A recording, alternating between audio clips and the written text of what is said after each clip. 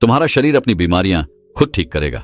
सिर्फ सोते समय एक चीज खाना, वही चीज कौन सी है, यह आज की बौद्ध कहानी की मदद से हम जानेंगे। तो चलिए दर्शकों, कहानी की शुरुआत करते हैं। एक बार एक गुरु, जो कि आयुर्वेद के बड़े ही झांता थे, वो अपने भिक्षु को उपदेश दे रहे थे। अब आपको तो पता ही है कि पहले प्राचीन समय में किताबें नहीं हुआ करती थी। गुरु अपने सभी शिष्यों को बिना किताबों के ही ज्ञान दिया करते थे, और वो ज्ञान आज हमें किताबों में भी नहीं मिलता है। ऐसे में वो गुरु उन सभी शिष्यों को कह रहे थे कि बच्चों, क्या आप सभी लोगों को पता है कि हम लंबे समय तक स्वस्थ कैसे रह सकते हैं? तो उनके शिष्यों ने कहा कि गुरुदेव, हमें पता नहीं है, लेकिन आप हमें इसके बारे में विस्तार से बताइए। तब गुरु ने कहा कि एक छोटा सा नियम है जो हमें अनेकों बीमारियों से दूर रखता है और हम लंबे समय तक जवान रह सकते हैं। जो भी व्यक्ति इस नियम का पालन करता है वह बुढ़ापे की अवस्था में भी जवान दिखाई पड़ता है। उसके चेहरे पर तेज रहता है, उसकी त्वचा में एक चमक रहती है, वह हर समय ऊर्जा से भरपूर रहता है। और जो व्यक्ति इस नियम का पालन नहीं करता है वह भरी जवानी में ही बुढ़ा दिखाई देने लगता है। उसके बाल सफेद हो जाते हैं, चेहरे पर झुर्रियां पड़ जाती है, त्वचा रूखी रूखी हो जाती है और वह हमेशा थका थका महसूस करता है। इसलिए आज जो मैं तुम्हें नियम बताने वाला हूं उसे तुम बड़े ही ध्यान से सुनना, क्योंकि यह एक छोटा सा नियम आपके पूरे जीवन को बदल सकता है। तभी एक शिष्य ने कहा कि गुरुदेव, क्या वो नियम सरल है?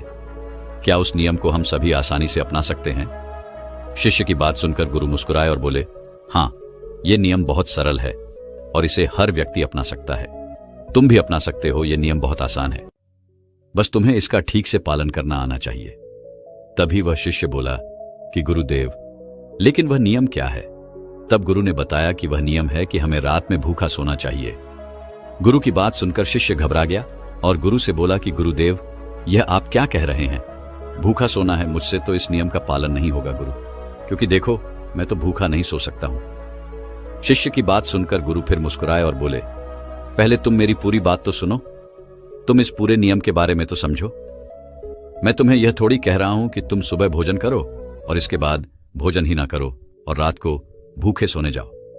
फिर गुरु ने सभी शिष्यों से कहा, अब आप सभी लोग मेरी बात को ध्यान से सुनो। और फिर गुरु ने बताना शुरू किया कि अब तक आपने अपने जीवन शैली में जो भी बदलाव किए हैं, जिन नियमों का पालन किया है, उन सभी में से जो आज का नियम है वह महत्वपूर्ण है। यह आपको बहुत अधिक लाभ देगा।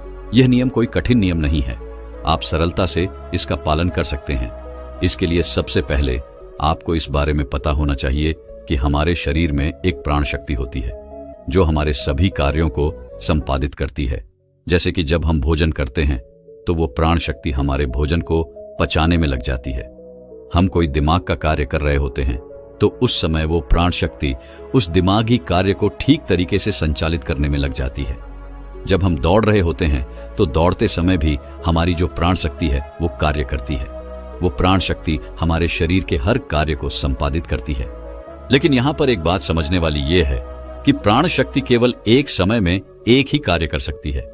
अगर आप भोजन करते हैं और भोजन करने के तुरंत बाद अगर आप कुछ गहरी सोच में पड़ जाते हैं तो आपके पाचन तंत्र पर इसका प्रभाव पड़ेगा, क्योंकि जो प्राण शक्ति है वो पूरे तरीके से पाचन पर लग ही नहीं पाती है।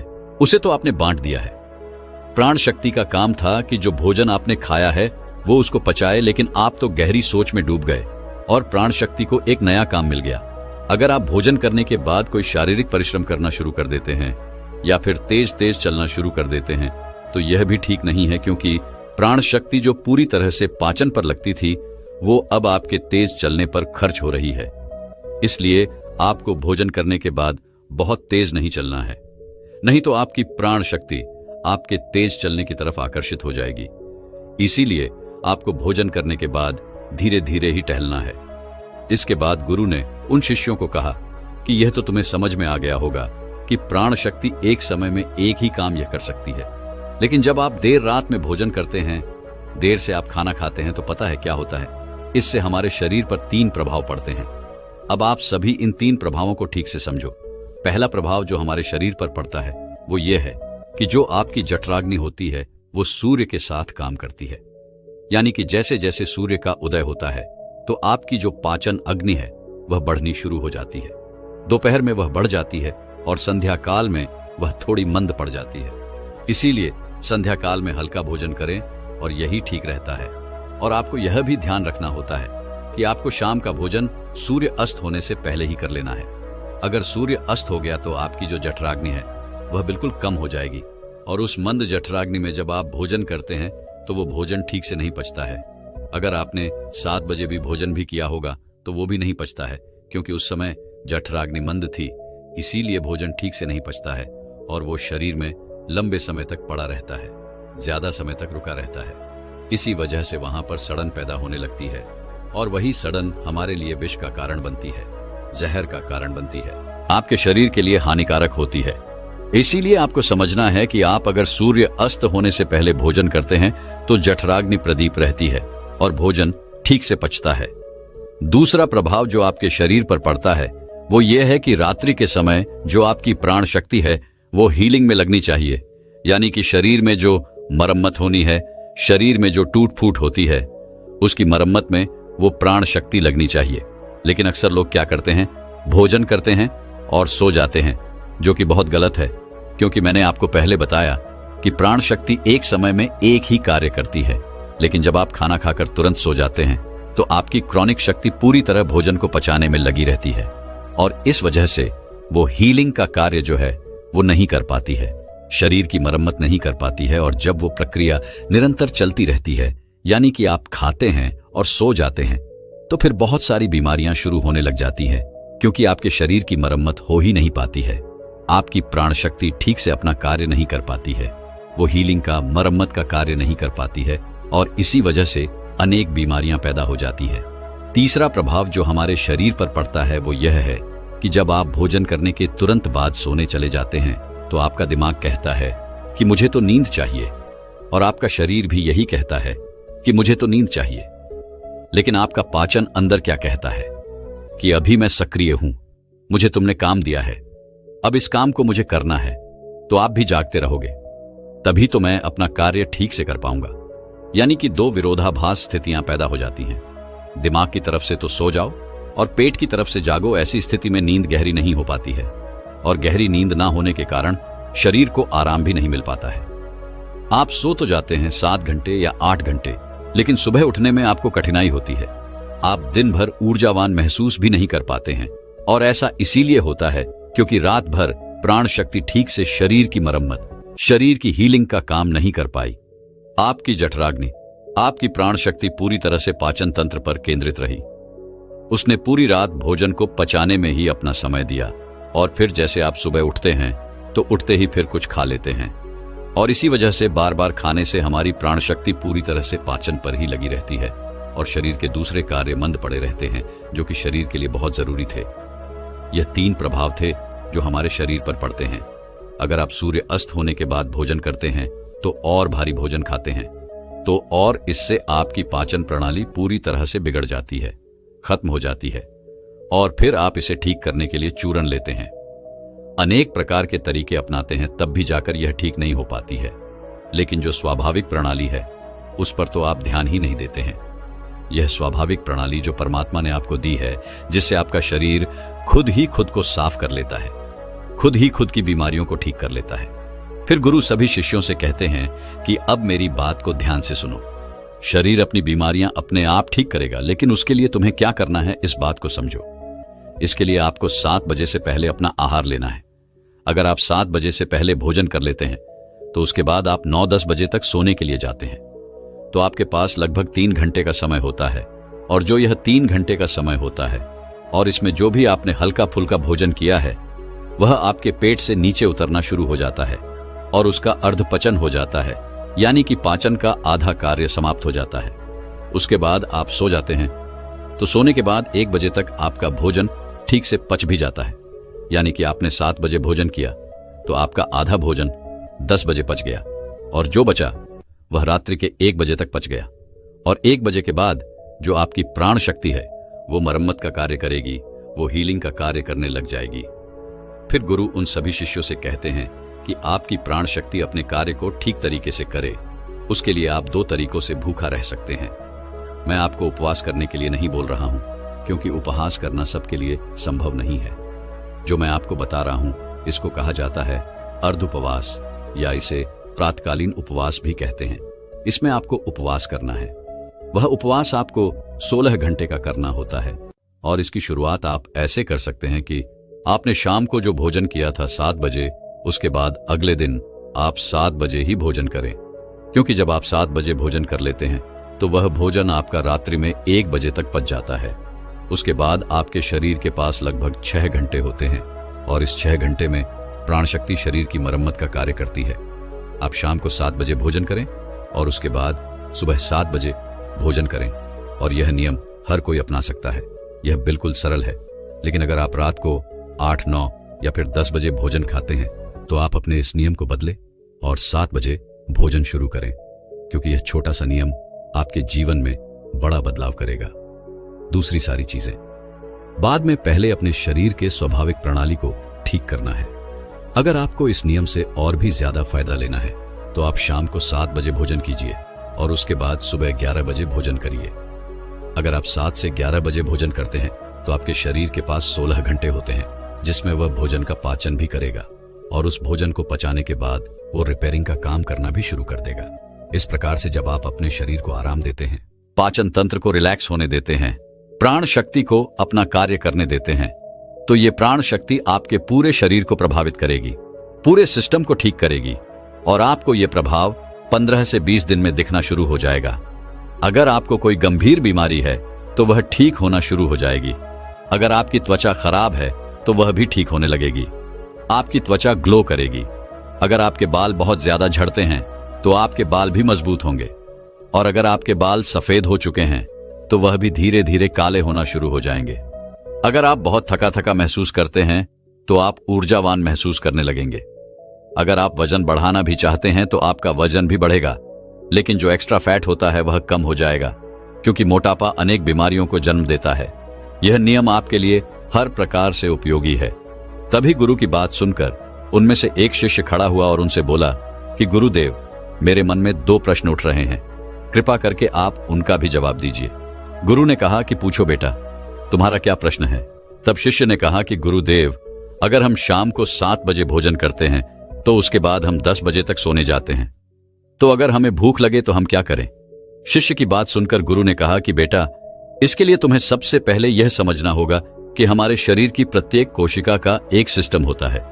वह बाहर से कैलोरी लेती है जो हम भोजन खाते हैं, उससे वह ऊर्जा का निर्माण करती है और उसी से हमारा शरीर भी चलता है। लेकिन अगर कोशिकाओं को निरंतर बाहर से आहार मिलता रहता है तो उसी से वह निरंतर ऊर्जा बनाती रहती है।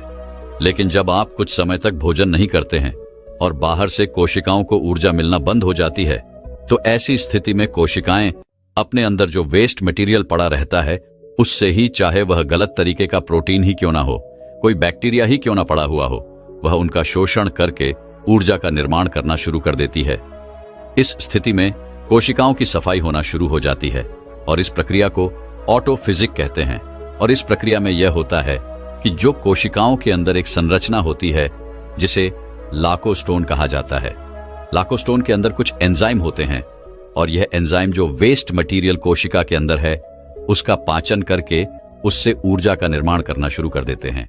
यानी कि आपकी कोशिकाएं जब उसे बाहर से ऊर्जा नहीं मिलती है तो वह अपने अंदर के वेस्ट मटेरियल को इकट्ठा करके उसी से ऊर्जा बनाती है और इसी तरीके से हमारे शरीर की डिटॉक्स प्रणाली भी शुरू हो जाती है।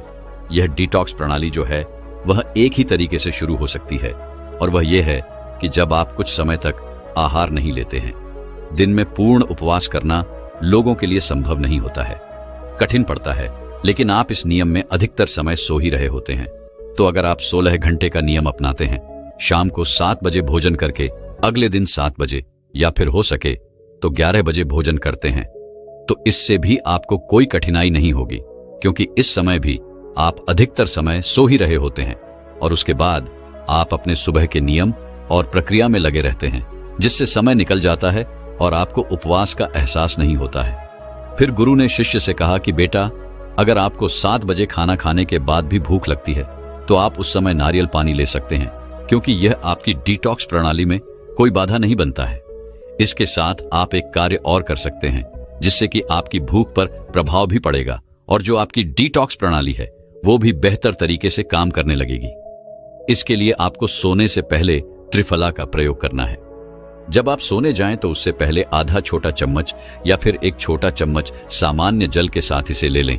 जब हम त्रिफला चूर्ण लेकर सोते हैं तो इससे डिटॉक्स प्रणाली और भी बेहतर तरीके से काम करने लगती है। जिनका मल बहुत ज्यादा रुकता है उनके लिए यह वरदान है। इसके बाद वो गुरु मौन हो जाते हैं। एक बार एक गुरु एक नगर में स्वास्थ्य से जुड़ा उपदेश दे रहे थे कि आज मैं आप सभी को ऐसे 3 धीमे जहर यानी स्लो पॉइजन के विषय में बताने जा रहा हूं जो आज के समय में लगभग सभी व्यक्ति उन चीजों को खा रहे हैं और वह चीजें अंदर ही अंदर व्यक्ति के शरीर को खराब करती जा रही है, नष्ट करती जा रही है। चाहे उसका पाचन तंत्र हो, इम्यूनिटी हो, उसकी आंखें हो, बाल हो, त्वचा हो, इन सभी चीजों को वह प्रभावित कर रही है। साथ ही साथ वह मानसिक स्तर पर भी व्यक्ति को चिंता तनाव की स्थिति में डालने का काम कर रही है। तो अगर आपको अनेक स्वास्थ्य संबंधी समस्याओं से बचना है तो आज के इस मार्गदर्शन को जरूर ध्यान से समझिए। आज मैं आपको यह भी बताऊंगा कि क्यों इन चीजों को छोड़ना चाहिए और साथ ही साथ हमारे शास्त्रों में क्या बताया गया है।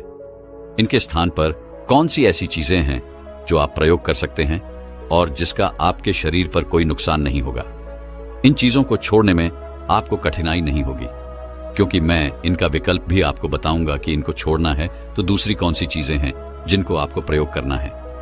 फिर गुरु सभी से कहते हैं कि हमारे शरीर को संचालित होने के लिए ऊर्जा की आवश्यकता होती है और यह ऊर्जा हमें ग्लूकोज से प्राप्त होती है।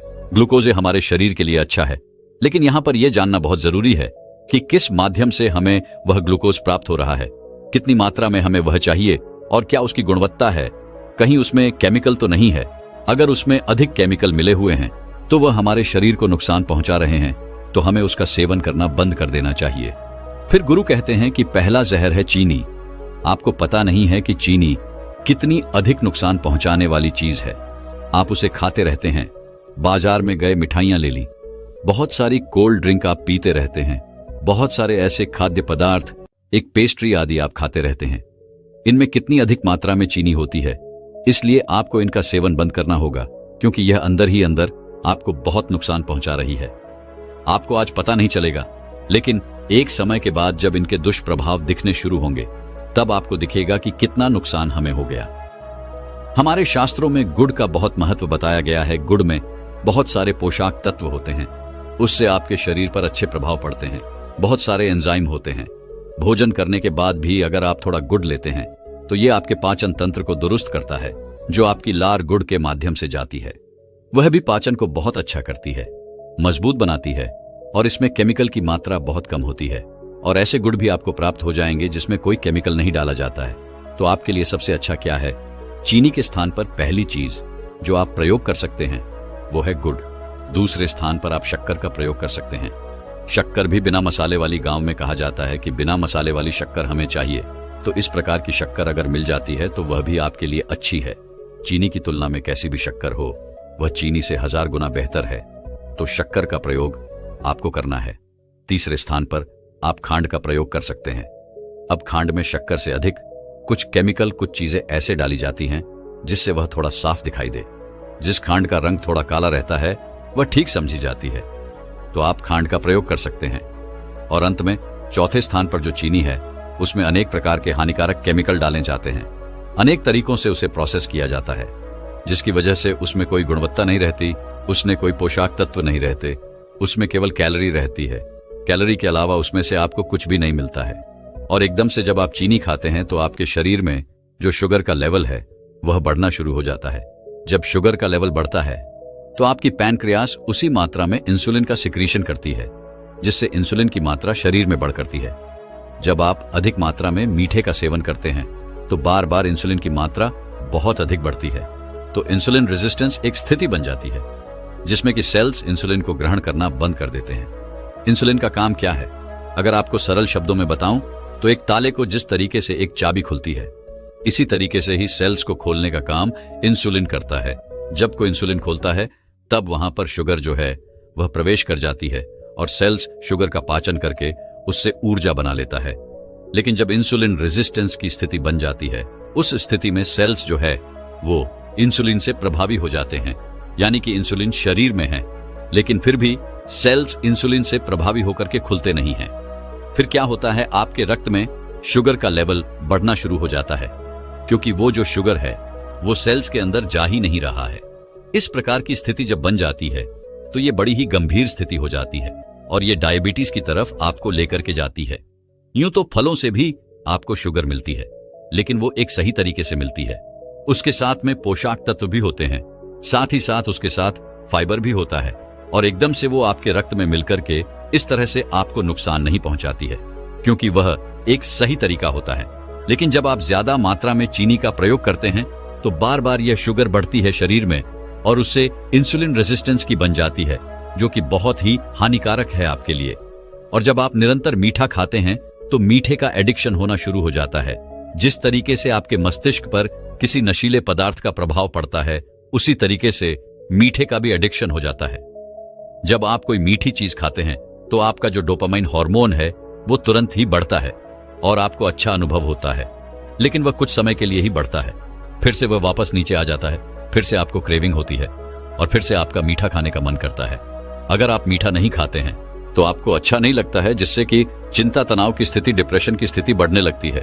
और अगर व्यक्ति बार बार मीठा खाता है तो वह ओबेसिटी की स्थिति में चला जाता है, यानी कि यह एक मीठे का एडिक्शन आपको मानसिक रूप से भी बीमार कर रहा है और आपको मोटापे की तरफ भी लेकर के जा रहा है।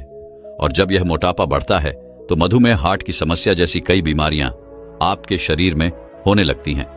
यहां तक कि ओबेसिटी का संबंध कैंसर से भी है।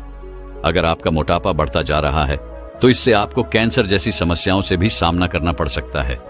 जैसा कि मैंने आपको शुरुआत में ही कहा कि आपको चीनी का प्रयोग बिल्कुल बंद करना है। कोशिश करनी है कि धीरे धीरे आपको इसे छोड़ना है।